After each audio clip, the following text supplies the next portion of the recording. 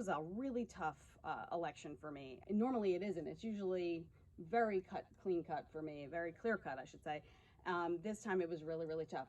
Not that I was ever voting for Donald Trump, but I just wasn't so impressed with, surprisingly, Biden, Right. even though I was a huge Obama administration fan. I think that puts you in good company with the other 74 million or so people that voted for Biden. Nobody seemed exactly gung-ho. I mean, people seem to be voting against Trump, right? I mean, but It is. It's a vote against Trump, right? yeah. Correct. So you voted for Biden. Looks like he's won the election, barring some major catastrophe in the Electoral College. Isn't the Electoral College always a catastrophe? That it is. That it is. When is that going to get thrown out? That is a great question. Now, would Trump be the person to do that, or Biden's not going to be the one to do it? Well, I think at this point, whoever wins can't really. No, I mean, would he have been, even if he, like, say, he comes back in 2024, that people have sort of rumored about? That's a good question. I think it's going to have to be something that a lot of the individual states end up adopting on their own. But because of all the states that would get screwed if there was no electoral college, I have a feeling we might be waiting a little while. Now, you voted for Biden. You are somebody that I've always generally considered to be center left, kind of a garden variety liberal. Although over the last 8 months, they're ready to run you as the Republican nominee for president in 2024 because you've been very critical of lockdowns and things like that. You consider yourself a liberal? I mean, how do you consider yourself I actually consider myself a true liberal because I am far more accepting than other people who call themselves liberal. For example, people who vote for Donald Trump. I have tons of friends who are Trump supporters. I have Biden supporters. I am not friends with people based on who they vote for. Right. The same way I'm not friends with people on who they worship or if they worship at all. Like that's not what my friendships are based on. But there are people several people I've spoken to on the very liberal side of life, or so they like to think, that can't accept someone as a friend or can't imagine having anything in common with somebody who would vote for Trump, which is so narrow-minded and the antithesis of being a liberal, because being a liberal at its core is live and let live, right?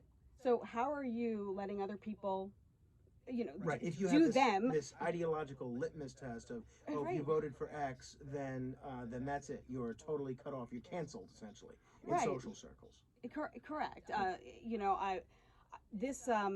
This played into so many things, especially in the past 8 months. I started doing these videos with my older daughter, and she mocked Trump, she mocked, Biden. It's hilarious. She's actually much better, I think, for entertainment value than what you see in places like Saturday Night Live in terms of her portrayal of both candidates, to be honest.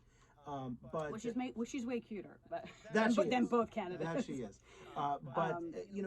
In terms of liberals these days, they really don't consider themselves liberal. They wear the label progressive or leftist or I don't even know what.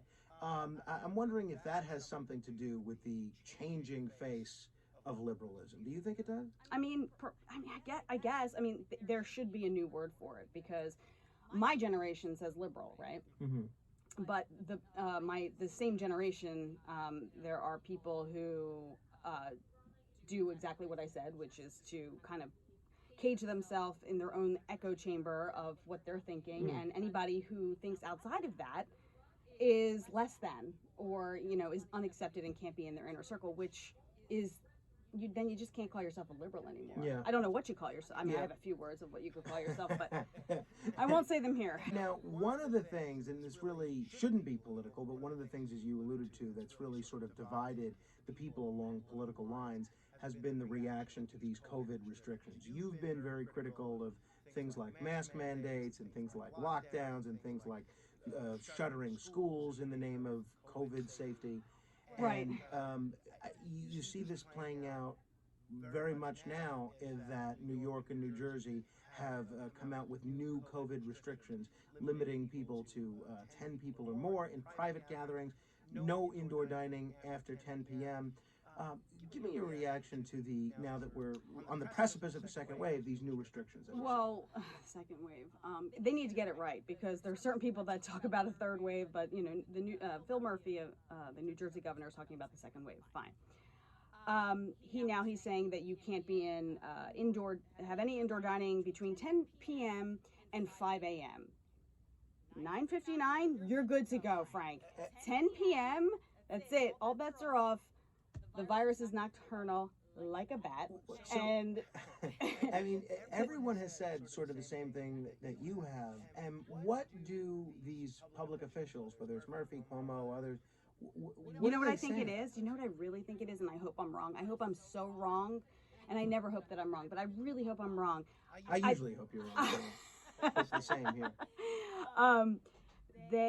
I think it's a baby step. I think, are they scared to say, to rip, they don't want to rip the Band-Aid and they're just full closing? Exactly. Well, exactly. So the New York Times editorial board on Thursday called for exactly that. They said this is not good enough. Let's go back towards full closing of indoor dining. So Right. I fear that you may be right, which would be a real bummer. It is a bummer. I mean, taking people's liberties away at this point, at any point, is not the country we live in. I understand everyone will say, this is why I get criticized. Oh, we're in a pandemic, and I got called Karen on Twitter the other day, which I could not believe. Yeah, we'll talk about that in a minute. It's like I'm the furthest thing from that, but it's like, I mean, you're not even I blonde. get very, what'd you say? You're not even blonde. I think you have to be blonde to be a Karen, a blonde complainer.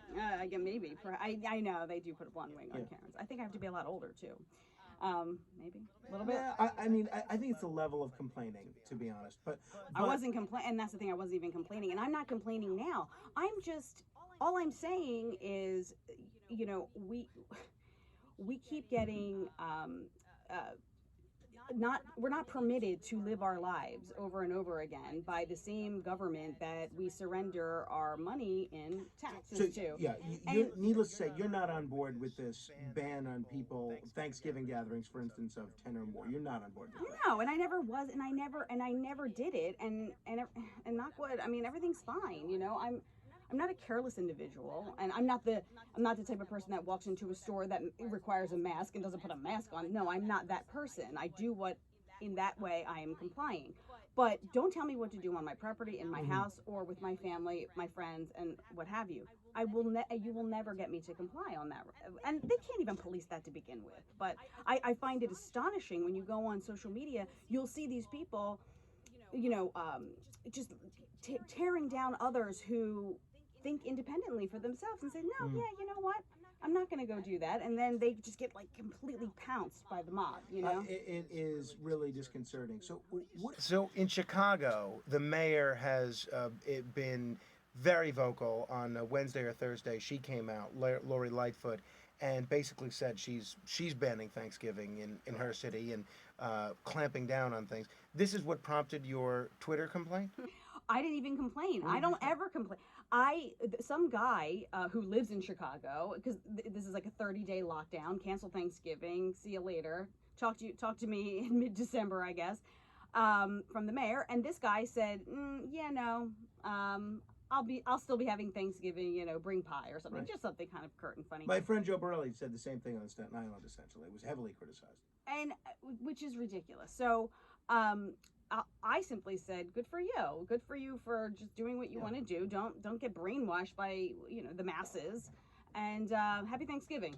I hope you enjoy the pie. I mean, it was so benign. And so this woman comes out of wherever and says, go home, put on your mask, and wash your hands, Karen.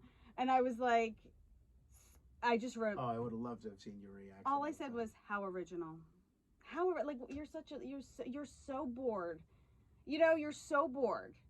I also criticize. I say something a little critical. The LA Times had issued this map. It's basically contact tracing. Mm-hmm. It's have you been how likely are you to be exposed to somebody at to COVID if you're at a bar in Denver, or how about blah blah blah in Baltimore? Sure. All these things. And well, this map will tell you how, and I mean, if there's any way to not get me to click on something, that's the headline to do it. And I said, I can't believe anybody actually wasted time, making this. Yeah. Oh my God! I mean, I just got completely attacked. People were, I love it. I go to love that bed, you're such a honey. villain. Pray for brains. Oh my Said goodness. a stupid person. I'm like, okay. K for Karen then. I don't know. I mean, you cannot voice your opinion at all. But these are the people, these are Biden voters. Right. These are your people. Those are your peeps. And I'm like, this is it. This is the mob. These are the zombies. The Biden zombies who will just believe anything that they're told. But this is the thing. Because I am a true liberal, you believe, or you live the way you want to live. Because if you say the word believe, they're like, you don't believe in science? No, that's not what I said. I'm living my life the way I see fit. With informed views on the spread and science and all that. I am old enough stuff. to take my own risk assessment for myself, for my family, and what have you. Fine. And you do you. You want to stay at home, put on a mask, buy a machine gun, all these things. Yeah, hazmat suit. Exactly. Moat, Right. whatever. Right. Exactly. Then you do that. I don't care. It was the same thing I said at the beginning of the school year.